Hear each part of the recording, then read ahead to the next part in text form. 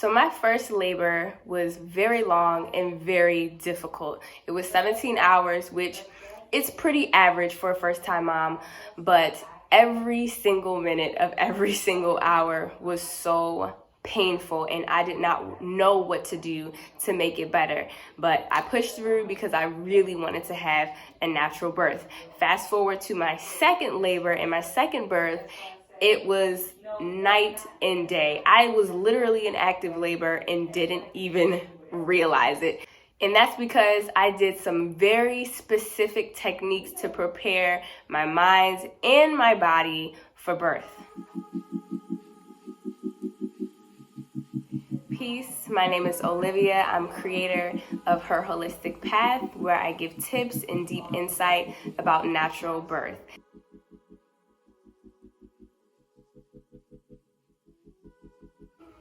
So tip number one, let's talk about the body first. So most people understand the concept of a contraction. Its purpose is to open up the cervix and to push the baby down and out. The uterus can do this effectively when the uterus is strong and when the contractions are strong and effective.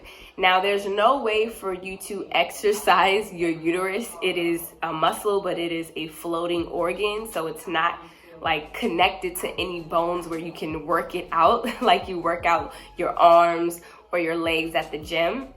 But there is an herb that you can drink which will essentially prepare the uterus and tone the uterus for childbirth. So my first tip is to drink red raspberry leaf tea. Red raspberry leaf tea has an alkaloid within it that helps to tone the uterus, which prepares it for birth.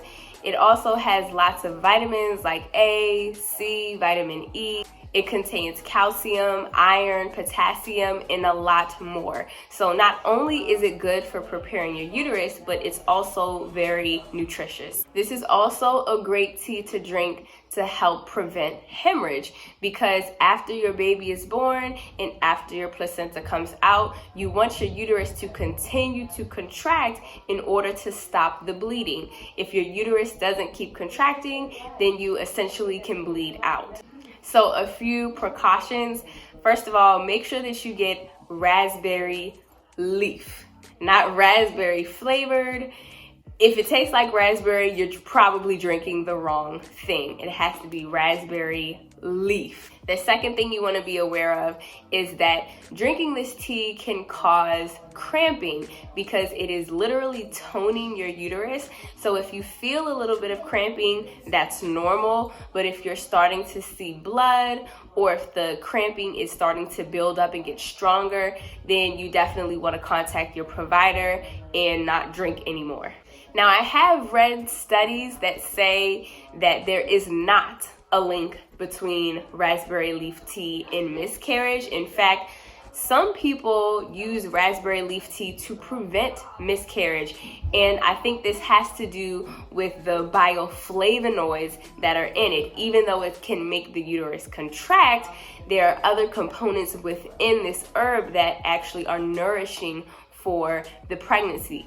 But if you're feeling hesitant about drinking something that causes uterine cramping, then you can wait until your second trimester, which is pretty much when most midwives clear you to be able to drink this tea.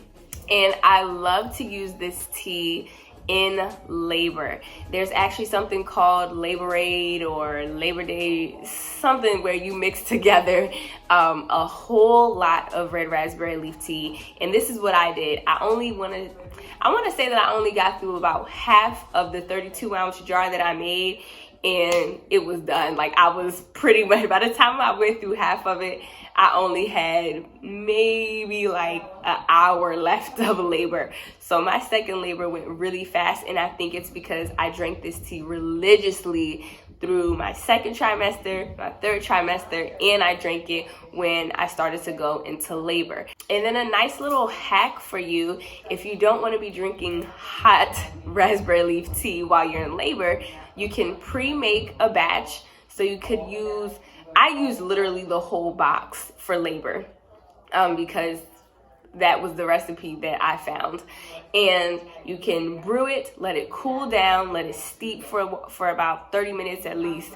And then you can pour it into little ice cube containers and freeze it so that when you go to drink some water, you can just infuse the ice into it and you're getting like a little extra kick to help your labor to get stronger and have more effective contractions. This is literally one of the easiest things you can do to help yourself, and if you do it consistently, it can just be so good for your birth.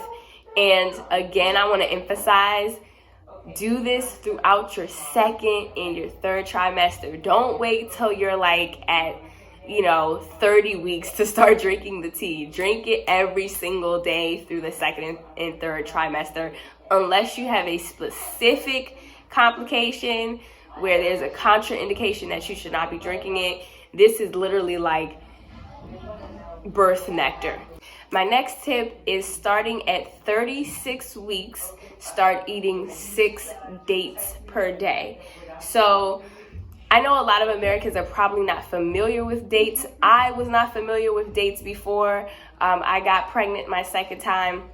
But dates are like little dried fruits, and they're very, very, very sweet. They don't have like a strong flavor, but they're just very sweet. If you can imagine like a big, humongous raisin that didn't taste like anything, it was just sweet and sugary, that's what a date would be. You can find it at most supermarkets, but you could also find it in the health store or just order it offline.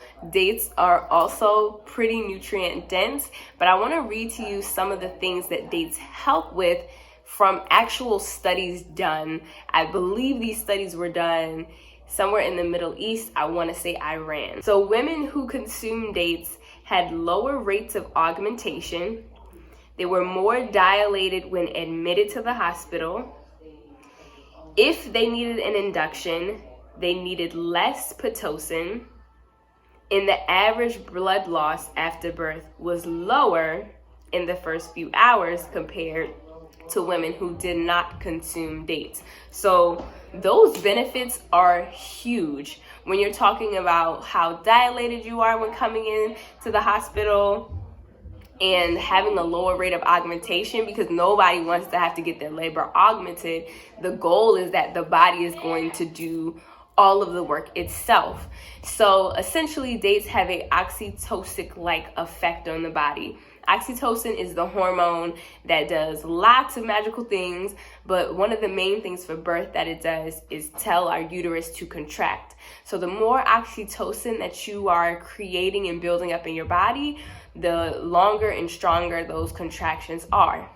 So think of the red raspberry leaf tea as making the contractions more effective, and the dates possibly making contractions stronger and longer. Again, you can eat this through your pregnancy starting at 36 weeks, and you can consume dates while you're actually in labor.